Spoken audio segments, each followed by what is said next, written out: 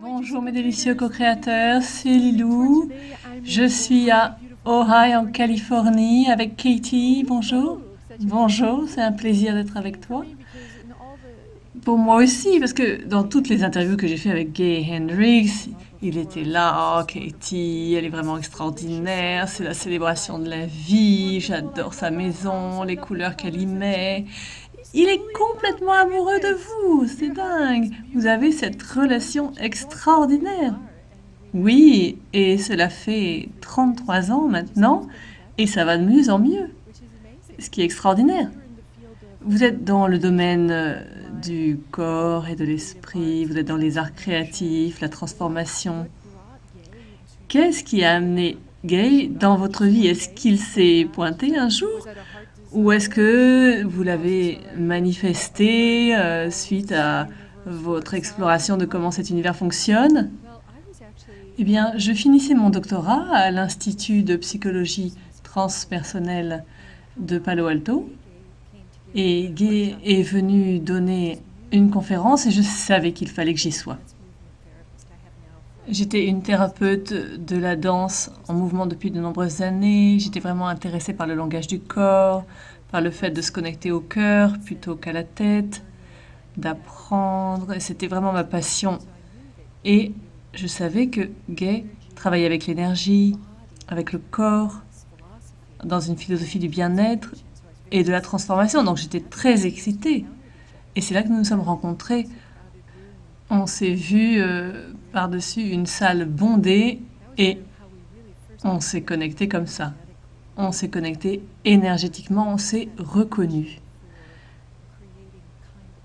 Nous avions cette passion pour créer une vie remplie de joie, qui coule et qui soit connectée plutôt que d'être une tête qui se balade sur un bâton.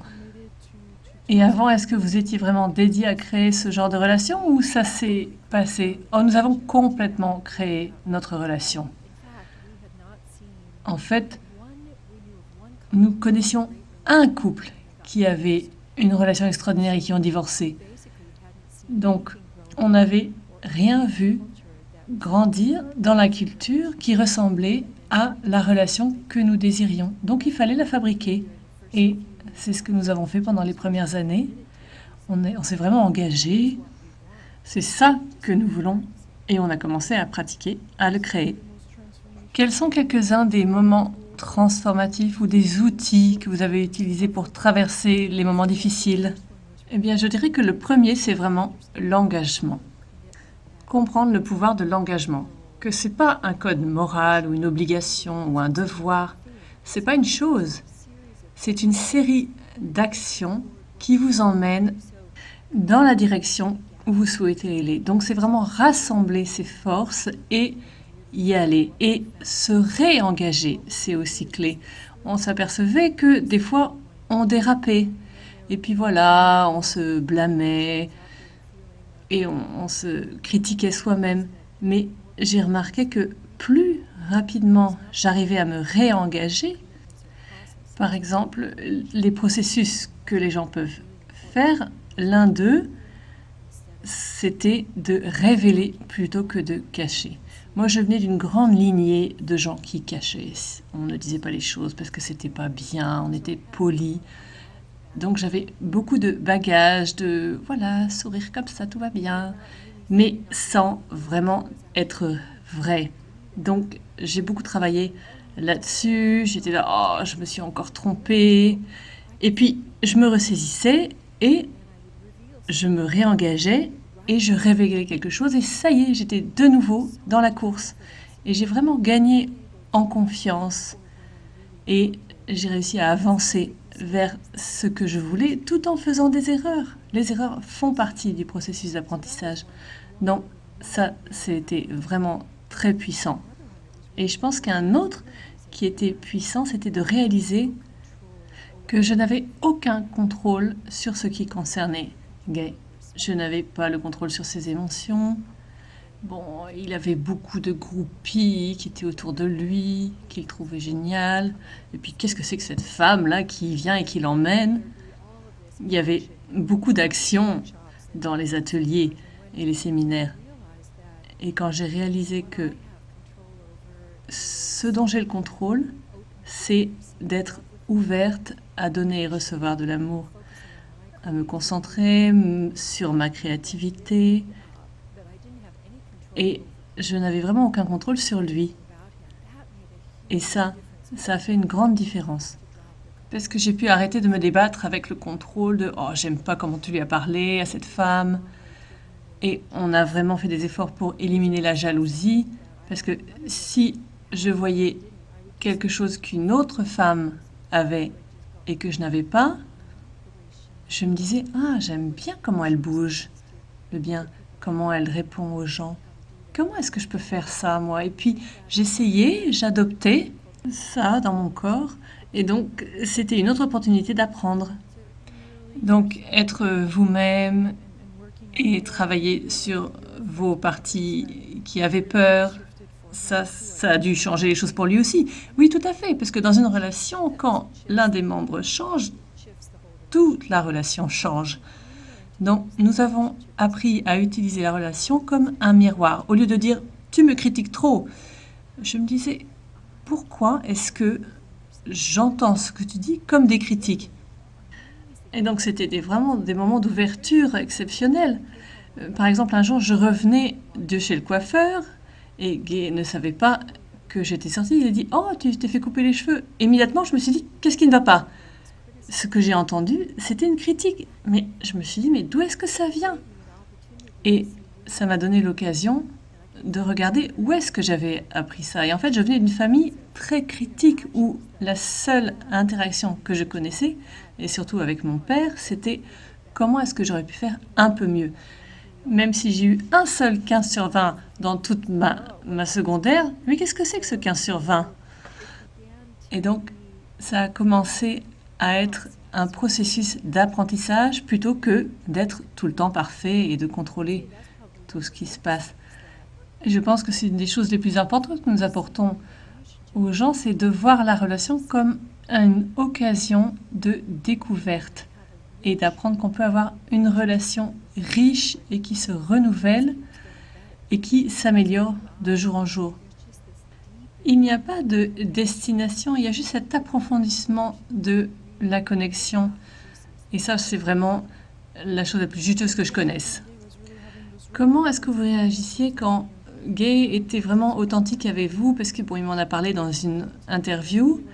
Quand il vous disait, écoute, j'ai ce désir pour cette femme, il y a cette chose qui se passe et vous aviez cet accord entre vous pour en parler. Comment est-ce que vous gériez ça? Eh bien, en fait, j'ai écrit un livre là-dessus qui s'appelle « Le cœur conscient », où on parle de comment on a géré cette fois où Gay avait 50 ans et il a été attiré par une femme beaucoup plus jeune que moi et que lui, et comment nous sommes passés à travers ça. Et c'était vraiment en pratiquant tout ce que nous enseignons aux gens. En particulier, ressentir, partager ce que nous traversions. Et pour moi, ça a été vraiment un moment important pour me débarrasser de tout ce qui n'était pas vraiment moi. Toutes les choses que j'avais apprises sur comment attraper un homme, comment il faut le garder, tous ces trucs, c'est parti. Et j'avais aussi une personnalité très dévotionnelle. Oh, il est vraiment extraordinaire. Mais cela me rabaissait quelque part. Donc, c'était vraiment reprendre possession de mon pouvoir, de ce que j'ai envie de contribuer et vraiment me concentrer là-dessus. Et donc, je n'étais plus menacée par cette femme parce que je regardais qui j'étais, qu'est-ce que j'ai envie d'apporter au monde en évolution. Et quand j'ai fait ça, évidemment, j'étais devenue beaucoup plus séduisante. Et donc, je ne m'inquiétais plus. Et j'avais vraiment le sens que, écoute, si c'est vraiment ça que tu veux faire, fais-le. Et j'ai arrêté de m'accrocher à lui. Donc, vous êtes engagé et en même temps, vous permettez à l'autre d'être lui-même. Mais l'engagement, c'est une entité vivante, ce n'est pas une chose. Et donc, l'action de communiquer de manière authentique, surtout de remarquer les trésors qui ressortent de l'intérieur. Qu'est-ce que ça me rappelle du passé? Mais aussi l'énergie de la relation elle-même. Au lieu de passer mon temps à me protéger, à essayer de contrôler l'autre, il y a ce feedback riche et cette collaboration intense entre les partenaires, et ça, cela s'enrichit de plus en plus, cela devient de plus en plus joyeux, et donc on a développé des projets, des ateliers, des processus pour les gens qui vraiment ont fait une grande différence dans le monde. Donc vous passez plus de temps dans la créativité plutôt que dans le conflit et les jeux de pouvoir. Beaucoup de gens pensent qu'ils doivent résoudre les conflits avant de profiter des choses. Il faut que je sois parfait avant d'être bien. Mais en fait, on met notre attention sur ce qu'on veut, vraiment se soutenir mutuellement. Et quand on traverse quelque chose un peu difficile, c'est comme une petite bosse au lieu d'être un mur. Et puis on le gère sur la route. Donc maintenant, ça fait au moins 15 ans que nous n'avons pas eu de critique ou de lutte de pouvoir ou de conflit. Et c'est un processus organique. On n'a pas dit ça, on le fera plus jamais. C'est juste tombé de lui-même. Le drame n'est plus là. Mais le drame, c'est vraiment limité. Il n'y a qu'un petit nombre de choses qu'on peut faire avec le drame. Geindre ou être en colère, critiquer. Ou alors, oh, et si on achetait un nouvel ustensile ménager? Ou alors on devient la victime, l'autre est un méchant, on fait des mouvements héroïques. Mais tout ça, c'est des distractions. La plupart des gens, dans les relations, et pas seulement dans les relations romantiques, mais les relations d'affaires, d'amitié, de famille, ils se retrouvent pris dans le triangle, où on se voit comme une victime, « Oh, pauvre de moi !» ou le méchant, « Qui est-ce qui a fait ça ?» ou bien le sauveur, le héros. Et chacun ont des caractéristiques corporelles. On s'effondre quand on est la victime. On se gonfle quand on accuse. Et quand on est le héros, on met la cape, et tata, on est Superman. Et on essaie de s'occuper des autres. Mais tout ça, ce sont des problématiques de responsabilité où on ne voit pas vraiment l'autre comme entier. On entre dans ce dessus-dessous, je te pousse, je te tire, qui consomme une grande quantité d'énergie dans les relations. Et quand on ne fait pas ça, on a plein de temps libre. Et c'est vraiment incroyable la quantité de temps libre et de créativité et de joie qui se dégage quand on n'entre pas dans ce jeu-là. Pour danser, et oui, on a du temps pour danser, qui est une de mes choses préférées. Et toute la relation devient une danse de rapprochement et d'union, d'individuation, où chacun crée ce qu'il souhaite créer dans le monde, et ensuite on ramène ça dans la relation. Et cette danse continue. Et les autres sont impliqués, et donc cela se répand dans la communauté. Donc ça a vraiment un impact très positif sur les autres aussi. Et je voudrais finir la conversation pour parler de la dernière chose sur laquelle vous travaillez. Je sais que Gay va vers la non-fiction, mais vous, où mène votre créativité? Eh bien, il y a deux choses qui m'excitent en ce moment. La première, c'est que le monde du mouvement est en train de devenir vraiment une science. Et les gens se rendent compte que le mouvement est le moyen par lequel nous portons notre vitalité, notre pensée, et plus nous nous ouvrons à bouger, apprendre, être, plus nous nous amusons dans la vie et plus nous sommes créatifs. Donc j'ai beaucoup de projets sur le mouvement sur lesquels je travaille. Et il y en a un que j'ai presque fini qui s'appelle « Bouger hors de la boîte », qui sont des vidéos de 5 minutes qui sont livrées toutes les semaines pendant une année et qui permettent d'accéder à sa créativité très facilement. Donc vraiment le mouvement, ça a été ma passion pendant de très nombreuses années, de très nombreuses décennies. Et voir que maintenant, ça devient vraiment en vogue, c'est vraiment très intéressant. Et créer cela et s'orienter vers l'intelligence du corps. Nous avons l'intelligence des relations et aujourd'hui, les gens explorent de différentes manières leur intelligence intellectuelle, mais on n'a pas prêté beaucoup attention à l'intelligence du corps. Comment le corps peut nous donner des informations pour résoudre des problèmes, pour créer des nouveaux partenariats, et surtout puisque notre société devient plus fluide maintenant. Et tout le modèle hiérarchique qui était un peu représenté par General Motors chez nous, qui était une affaire de famille où on rentrait et puis on s'occupait de vous toute votre vie. Ça, c'est fini. Donc comment allons-nous former des partenariats? Comment allons-nous créer cela et les laisser se dissoudre aussi pour retourner à la créativité d'ensemble? Voilà. Et ça va se produire au fur et à mesure que les gens vont s'intéresser à l'énergie, au langage du corps et à ce vers quoi ils sont attirés naturellement. Donc ça fait partie des choses qui m'intéressent. Et en utilisant nos 3 principes centraux, nous avons une fondation qui s'appelle la Fondation pour la vie consciente, qui est une association caritative. Et la mission de cette fondation, c'est de promouvoir l'authenticité, la responsabilité consciente, l'appréciation dans les partenariats, dans la communauté, dans la politique et dans la société.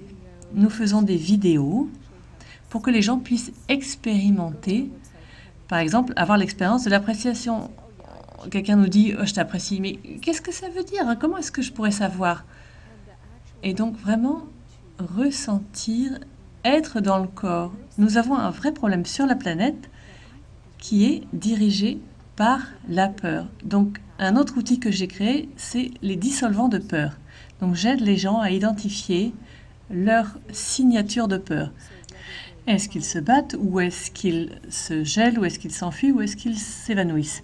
Et ensuite, avec des mouvements simples du corps, faire fondre tout ça pour être présent. Parce que quand je suis dans la peur, tout a l'air d'être menaçant. Mais quand je suis présente à moi-même, je peux répondre à ce qui se passe d'une manière plus active et plus créative. Et plus gracieusement, oui, tout à fait, plutôt que de faire la tête. La peur nous fait réagir comme ça, elle nous enlève notre pouvoir. Et notre plus grand défi sur la planète, c'est de sortir de la transe, de la peur qui vraiment dirige notre pays. Et on commence tout juste à se réveiller. Est-ce que vous avez des conversations avec votre corps? Oui, tout à fait, je parle à mon corps. En fait, j'ai toujours parlé à mon corps, mais je lui parle de manière énergétique, avec des images, plutôt qu'avec des mots. Et il y a plusieurs manières de parler à son corps. La plus importante, c'est d'écouter le corps, plutôt que de l'écouter. Parce que les gens sont là, « Hé, corps, allez, bouge-toi, tu vas faire ce que je te dis !» Au lieu d'écouter, « Oh, je ressens une petite douleur dans mon épaule. Qu'est-ce qu'est le message là ?» Je pense que le plus important, c'est d'apprendre à écouter. Et là, votre corps va vous parler. Et vous entrez dans cette conversation, dans cette relation. Voilà, vous êtes dans une relation avec vous-même. Et quand on est en relation avec soi-même, la première chose qui se passe, qui vous dit que vous êtes vivant, c'est le mouvement. Et la dernière chose qui arrive, c'est le mouvement. Et vous êtes en relation tout le temps. Les gens disent « je suis seul », mais non. Jamais, depuis le moment de la conception jusqu'à la mort, on est en relation avec soi-même, avec la famille, avec la société, mais aussi avec le cosmos. Qu'est-ce qui est en moi, qui a envie de naître? Qu'est-ce qui a envie d'être exprimé? Et ça fait une vie vraiment très riche de remarquer qu'est-ce qui se passe à l'intérieur, d'exprimer ce qui se passe vraiment. Et d'autres personnes deviennent intéressées, une collaboration commence. Et ça peut être vraiment un sens de la découverte plutôt que « Oh, il faut que j'aille à mon travail, ce truc que j'aime pas faire. » Tout ce vieux paradigme. Oui, c'est le vieux paradigme. Et je pense que c'est verrouillé par la peur. Ça a marché, donc je vais continuer à faire ça parce que je sais que ça marche. Et quand on s'ouvre et qu'on se rend compte que, en fait, ça peut être facile, Je peux ressentir que je suis dans le flux, que tout coule et c'est bien plus confortable que la rigidité. Donc il y a des tas de messages du corps. Et ça, c'est un apprentissage de vie. Magnifique, vraiment, j'ai adoré cette conversation. Je suis très contente parce qu'après toutes ces conversations sur Skype, voilà les interviews avec Gay qui parlent de vous vraiment en termes très élogieux et d'avoir pu capturer votre relation pour que les gens dans le monde entier puissent en témoigner. Et merci pour cette co-création spontanée que nous avons fait ici. Merci, c'était un plaisir. Beaucoup d'amour, mes co-créateurs. Partagez cette vidéo largement, merci.